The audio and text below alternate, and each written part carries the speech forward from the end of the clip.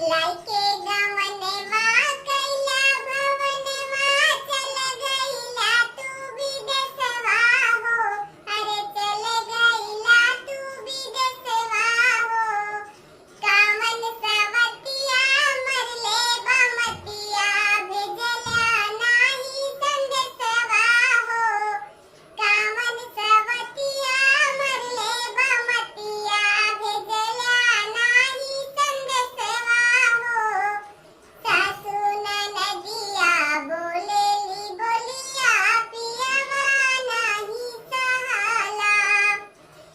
अपने मेहर के दर्द बलम जी तोहके नाही बुझाला।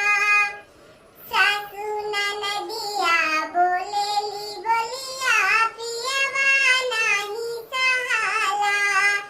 अपना मेहर के दर्द बलम जी तोहके नाही बुझाला।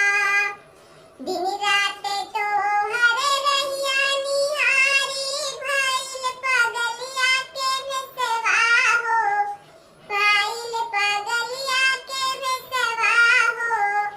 कामन सवतिया मरले बमतिया भेजला नाही संदेशवा हो।